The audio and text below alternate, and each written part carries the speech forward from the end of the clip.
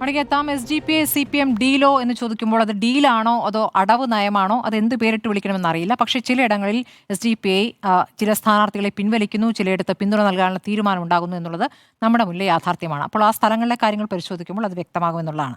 ഇനി ഡോക്ടർ അരുൺ പറഞ്ഞു തുടങ്ങിയ മഞ്ചേശ്വരത്തിലാണ് പറഞ്ഞ് അവസാനിപ്പിച്ചത്. ആ മഞ്ചേശ്വരത്തിലെ കാര്യത്തിൽ മഞ്ചേശ്വരത്തെ BJPക്കെതിരെ മതനിരപേക്ഷ വോട്ടുകൾ ഭിന്നിപ്പിക്കരുത് എന്ന് SKSSF ഈ പറയുന്ന SDP ആവശ്യപ്പെട്ടിരുന്നു. അപ്പോൾ യഥാർത്ഥത്തിൽ ഇങ്ങനെ ഒരു ആവശ്യം മുസ്ലിം സമുദായവുമായി ബന്ധപ്പെട്ട പല സംഘടനകളിൽ നിന്ന് വരുമ്പോൾ SDP അത് അംഗീകരിക്കേണ്ടി വരുമെന്നുള്ളതാണ്. SDP സ്ഥാനാർത്ഥി അവിടെ പ്രാദേശികമായ വിഷയം പരിശോധിക്കുമ്പോൾ അവിടുത്തെ SDP പ്രാദേശികമായി അവിടുത്തെ ലീഗ് സ്ഥാനാർത്ഥിയോട് നല്ല എതിർപ്പുണ്ട്, നല്ല എതിർവികാരമുണ്ട് അവിടുത്തെ SDP എന്നുള്ളതാണ്. അപ്പോൾ അവിടെ നിന്നിരുന്നെങ്കിൽ സ്വാഭാവികമായിട്ടും അത് ലീഗ് സ്ഥാനാർത്ഥിക്ക് കുഴപ്പമുണ്ടാക്കുമായിരുന്നു എന്നുള്ളതാണ്. അപ്പോൾ അവിടെ ഈ SKSF അടക്കമുള്ള സംഘടനകൾ മുന്നോട്ട് വെച്ച ആവശ്യങ്ങളാണ് യഥാർത്ഥത്തിൽ അവിടെ SDP സ്ഥാനാർത്ഥി പിൻവലിക്കാൻ സാഹചര്യം ഉണ്ടാക്കിയിട്ടുള്ളത് എന്നുള്ളതാണ്.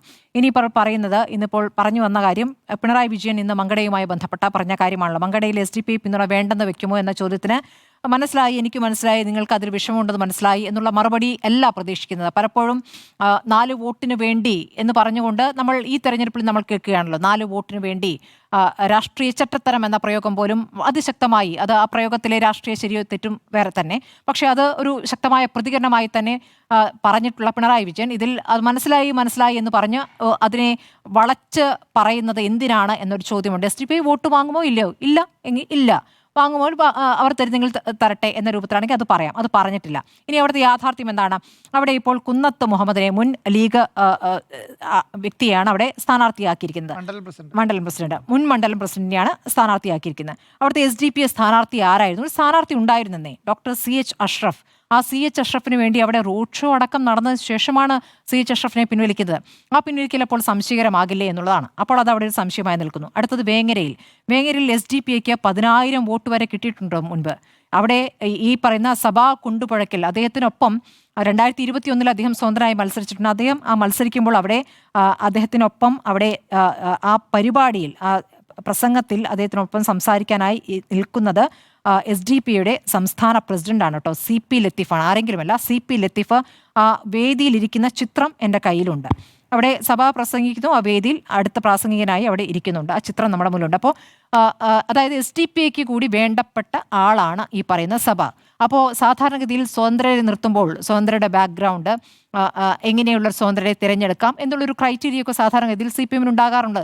അപ്പോൾ ഇവിടെ അതിൽ ഘടകമായിരിക്കുന്ന SDP പിന്തുണ കൂടിയുള്ള ഒരാളാണോ എന്ന് സംശയിക്കുന്നതിൽ തെറ്റില്ല. കാരണം അത് നമ്മുടെ മുന്നിൽ ചിത്രമായി നിൽക്കുന്നു എന്നുള്ളതാണ്. ഇനി LDF കൺവീനർ TP രാമകൃഷ്ണൻ പറഞ്ഞത് നമ്മുടെ മുന്നിലുണ്ട്. ആരുടെ വോട്ടും വേണ്ടത് വെക്കില്ല SDP എന്ന ചോദ്യം ഉയരുമ്പോൾ തന്നെയാണ് അങ്ങനെ ഒരു മറുപടി പറഞ്ഞിട്ടുള്ളത്. ഇനി ഈ പറയുന്ന MA ബേബിയുടെ വാചകങ്ങളാണ് ഏറ്റവും പ്രധാനം. അതാണ് അവസാനത്തെ വാക്ക് എന്ന് പറയുകയാണെങ്കിൽ MA ബേബി ഇത്ര കാലമായി ഇവിടെ പറഞ്ഞുകൊണ്ടിരിക്കുന്നത് ജമാഅത്തെ വിഷയം ഇങ്ങനെ ആവശ്യമില്ലാതെ എടുത്ത് ഉപയോഗിക്കേണ്ട, അതിവിടെ പറയേണ്ട കാര്യമില്ല എന്നിട്ട് ഇവിടെ നേതാക്കൾ പറഞ്ഞുകൊണ്ടിരിക്കുകയാണല്ലോ. ഈ കഴിഞ്ഞ ദിവസം കൂടി പറഞ്ഞല്ലോ. അപ്പോൾ ജമാഅത്തെ വിഷയം അവിടെ ഉന്നയിക്കാൻ എളമരം കരീം കഴിഞ്ഞ ദിവസം പറഞ്ഞിട്ടുണ്ട്. അപ്പോൾ അത് MA ബേബി പറയുന്നതനുസരിച്ചിട്ടാണ് ഈ പാർട്ടിയിലെ സംവിധാനം ഇവിടെ പ്രവർത്തിക്കുന്നത്. ഞാൻ കരുതുന്നില്ല അദ്ദേഹം ഒരു ശക്തനായ CPM നേതാവാണ് എന്ന് ഞാൻ ആഗ്രഹിക്കുന്നു. പക്ഷേ അങ്ങനെയല്ല യഥാർത്ഥത്തിൽ സംഭവിക്കുന്നുള്ളത് നമ്മുടെ മുന്നിലുണ്ട്. ഇനി PM ശ്രീയുമായി ബന്ധപ്പെട്ടും അദ്ദേഹം പറഞ്ഞിട്ടുള്ള വിവരങ്ങളൊക്കെ നമ്മുടെ മുന്നിലുണ്ട്. അപ്പോൾ അത് ഒരു ഘടകമായി നിൽക്കുന്നു. ഇനി ഈ SDP വോട്ട് വേണ്ട എന്ന് അതിശക്തമായ തീരുമാനമെടുക്കുകയും സർക്കുലർ ഇറക്കുകയും ചെയ്തിട്ടുള്ള CPM എനിക്കറിയാം. 2018 അങ്ങനെയൊരു നിർദ്ദേശം കീഴ്ഘടകങ്ങൾക്ക് കൃത്യമായി CPM നൽകുന്നുണ്ട്. അത് പറയുന്നത് ഇങ്ങനെയാണ്: SDP ബന്ധം അവസാനിപ്പിക്കണമെന്നാണ് സംസ്ഥാന സെക്രട്ടേറിയറ്റ് കീഴ്ഘടകങ്ങൾക്ക് നിർദ്ദേശം നൽകിയത്. അത് ഈ തദ്ദേശ സ്ഥാപനങ്ങളുമായി ബന്ധപ്പെട്ടാണ്. തദ്ദേശ സ്ഥാപനങ്ങളിൽ SDP പിന്തുണയോടെ അധികാരത്തിലുണ്ടെങ്കിൽ രാജിവെക്കണമെന്ന് CPM സംസ്ഥാന സെക്രട്ടേറിയറ്റ് നിർദ്ദേശിക്കുന്നുണ്ട്. അങ്ങനെ കർശനമായ നിർദ്ദേശങ്ങൾ നൽകിയിട്ടുണ്ട്. ആവശ്യത്തിനുള്ള ഭൂരിപക്ഷം CPM SDP ചില തദ്ദേശ സ്ഥാപനങ്ങളിൽ CPM പിന്തുണ നൽകുന്നുണ്ട് എന്ന വിവരങ്ങൾ പുറത്തു വന്നപ്പോഴാണ് അത് വേണ്ട എന്ന തീരുമാനമെടുക്കുന്നത്. അതെപ്പോഴാണ്? അഭിമന്യു വധത്തിന് പിന്നാലെയാണ്. ഓർക്കണം, അഭിമന്യു വധത്തിന് പിന്നിൽ ആരായിരുന്നു എന്നുള്ള ഓർക്കണം. അതിന് പിന്നാലെയാണ് ഈ തദ്ദേശ സ്ഥാപനങ്ങളിലെ CPM SDP കൂട്ടിയിട്ട് വലിയ ചർച്ചയായിരുന്നത്. അപ്പോഴാണ് അത് വേണ്ടെന്ന് വെക്കാനുള്ള തീരുമാനത്തിലേക്ക് എത്തുകയും ചെയ്തു. അപ്പോൾ അന്ന് ഉയർന്നിരുന്ന ഒരു ആരോപണം യുവജന സംഘടനകളായ SFIയിലും DYFയിലും അടക്കം SDPI പ്രവർത്തകർ നുഴഞ്ഞു കയറിയിട്ടുണ്ട് എന്നൊരു ആരോപണം കൂടെ ആ ഘട്ടത്തിൽ ഉയർന്നു. അതുകൊണ്ടാണ് അന്ന് അങ്ങനെ ഒരു നിർദ്ദേശം ഉണ്ടായത്. ഇനി കഴിഞ്ഞ ലോക്സഭാ തെരഞ്ഞെടുപ്പിൽ SDPI UDFന് പിന്തുണ പ്രഖ്യാപിക്കുകയാണ്. കഴിഞ്ഞ ലോക്സഭാ തെരഞ്ഞെടുപ്പിൽ പക്ഷേ പ്രതിപക്ഷ നേതാവ് വാർത്താ സമ്മേളനം നടത്തിക്കൊണ്ട് തന്നെ ആ പിന്തുണ ഞങ്ങൾക്ക് വേണ്ട എന്ന് പ്രഖ്യാപിക്കുന്നുണ്ട്. അന്ന് MM ഹസനാണ് UDF കൺവീനർ. അദ്ദേഹം പറയുന്നുണ്ട് ആ പിന്തുണ വേണ്ട എന്ന്. പക്ഷേ നിങ്ങളൊക്കെ പറഞ്ഞതുപോലെ തന്നെ പാലക്കാട് SDPIയുടെ പിന്തുണ സ്വീകരിക്കുമെന്ന് ചോദിക്കുമ്പോൾ അദ്ദേഹം മിണ്ടാതെ പോവുകയാണ് ചെയ്തിട്ടുള്ളത്.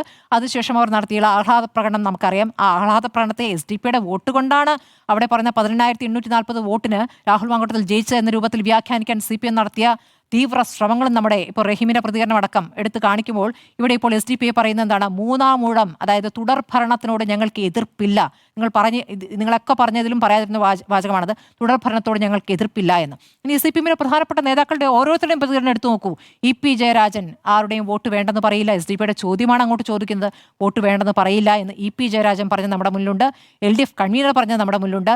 മുഖ്യമന്ത്രി ചോദ്യത്തിൽ നിന്ന് ഒഴിഞ്ഞു മാറുന്നത് നമ്മുടെ മുന്നിലുണ്ട്. അപ്പോൾ എന്താണിത് നൽകുന്ന സൂചന എന്നുള്ള ചോദ്യം അവിടെ നിൽക്കുന്നു. 118 സീറ്റുകൾ മത്സരിക്കുമെന്ന് പറഞ്ഞ SDPI അത് 34 ചുരുക്കുന്നു എന്നുള്ളതാണ്.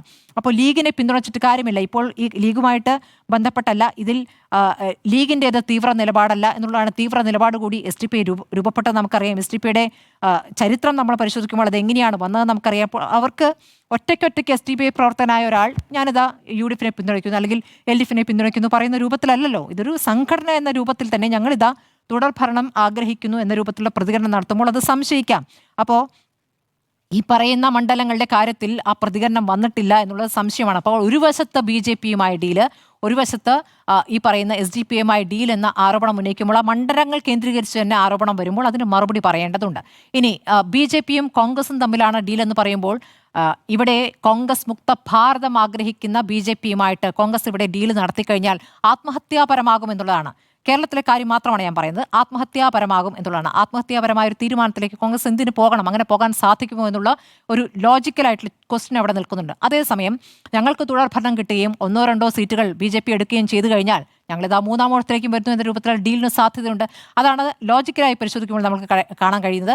അത് ചില മണ്ഡലങ്ങൾ കേന്ദ്രീകരിച്ച് തന്നെയാണ് ആരോപണം ഉയർന്നിട്ടുള്ളത്. ഡീൽ എന്ന് പറയാമോ എന്ന് എനിക്കറിയില്ല. പക്ഷേ ചില അടവ് നയങ്ങൾ പലയിടത്തും നടക്കുന്നു. ആ അടവ് നയങ്ങൾ വിശദീകരിക്കാൻ കഴിയുന്നില്ല എന്നുള്ളതാണ്. പലയിടത്തും CPM കോട്ടയെന്ന് കരുതിയ പലയിടത്തും SDPയുടെ വിജയമുണ്ടായിട്ടുണ്ട് കഴിഞ്ഞ തദ്ദേശ തെരഞ്ഞെടുപ്പിൽ. അതിൽ മുഖ്യമന്ത്രിയുടെ മണ്ഡലമായ ധർമ്മടത്ത് പെട്ട മുഴുപ്പിലങ്ങാട് അവിടെ 7 വാർഡുകളുടെ വിജയം SDPI പിന്തുണയോടെയാണെന്ന ആരോപണം ഉയരുന്നു. കാരണം ആ ഭരണം അവിടെ 4 പേരാണ് SDPയുടെ അംഗങ്ങളായിട്ടുള്ളത്. അവരുടെ പിന്തുണയോടെയാണ് അവിടെ ഭരണം എന്നുള്ള വിഷയം അവിടെ വന്നിട്ടുണ്ട്.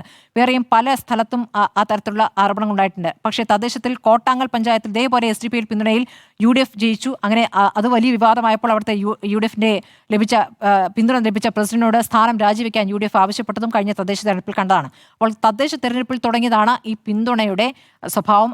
പല ഘട്ടങ്ങളിൽ 2018 മാത്രമല്ല 2025 കേട്ടോ, മറക്കണ്ട. 2025 തദ്ദേശ തെരഞ്ഞെടുപ്പിന് മുൻപ് ഈ SDPയുടെ പിന്തുണ വേണ്ട എന്നൊരു സർക്കുലർ CPM പുറത്തിറക്കുന്നു. അങ്ങനെ SDPI മാത്രമല്ല ജമാഅത്തെ ഇസ്ലാമി, SDPI, BJP തുടങ്ങിയവരുടെ പിന്തുണ ഞങ്ങൾക്ക് വേണ്ട എന്നൊരു സർക്കുലർ തന്നെ CPM ഇറക്കിയിരുന്നു. അപ്പോൾ അത്രയ്ക്കും ശക്തമായ ചില നിലപാടുകൾ പുറത്തേക്ക് തന്നെ സർക്കുലറായി ഇറക്കിയിരുന്ന ഒരു സംവിധാനം ഇപ്പോൾ അഴകുഴമ്പൻ പ്രതികരണങ്ങൾ നടത്തുമ്പോൾ അത് സംശയിക്കാമെന്നുള്ളതാണ്. അപ്പോൾ SDPI CPM ഡീലോ അല്ലെങ്കിൽ അടവ് നയമോ എന്നുള്ളത് സംശയിക്കാം എന്നുള്ളതാണ് എൻ്റെ അഭിപ്രായം.